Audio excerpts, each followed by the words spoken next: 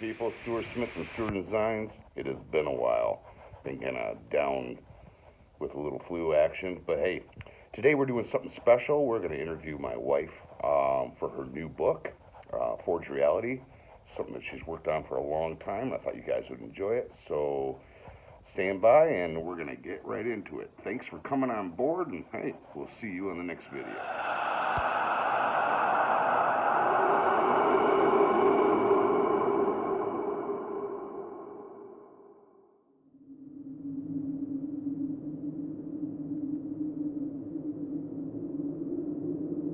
Hey people, Stuart Smith.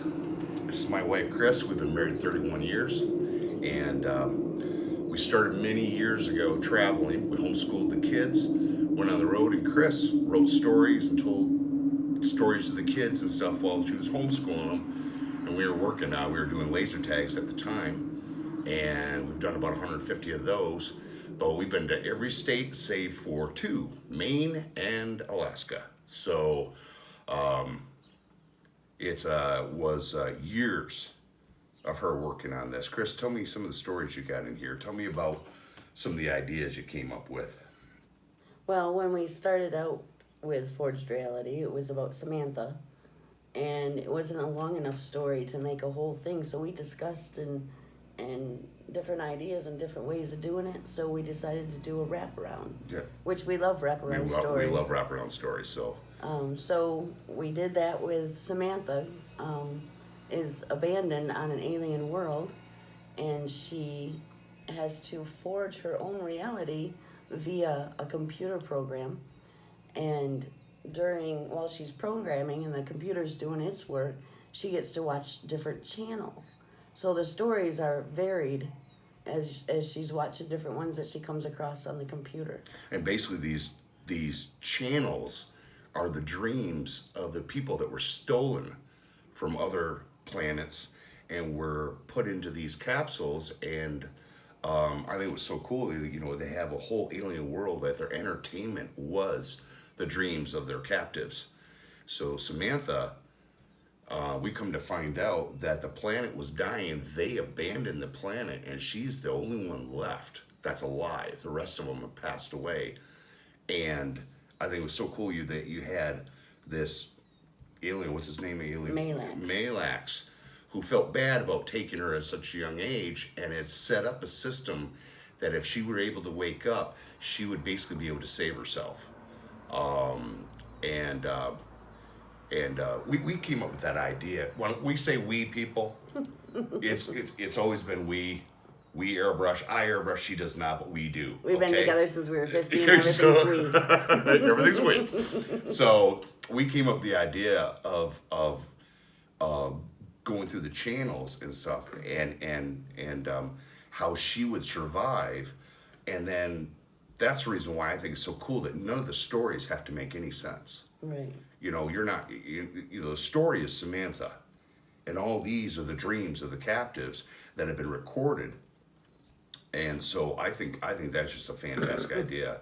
Go ahead and fill in the blanks on that one. Well, there's a lot of hotel stories in there because, yes, like Stewie said, we traveled a lot, and we went to this one hotel, and it was creepy to begin with, and all the doors were inset as you're walking to the rooms, and then I see this sign that says "Pay by the month," and We've that never creeped seen us that out. before. And so we were laying in bed, and all the kids were sleeping, and I had this nightmare, which ended up being complimentary breakfast, which is in the book. And I woke everybody up. We'd only been there like 3 hours, and I said, it's time to go. It's time to go now.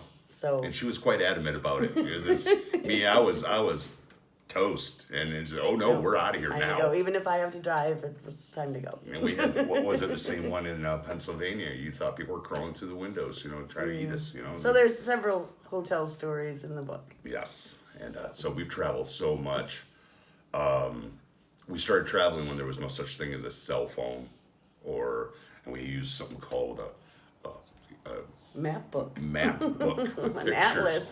With pictures. You had to look at. Google it. They're still out there. Yeah.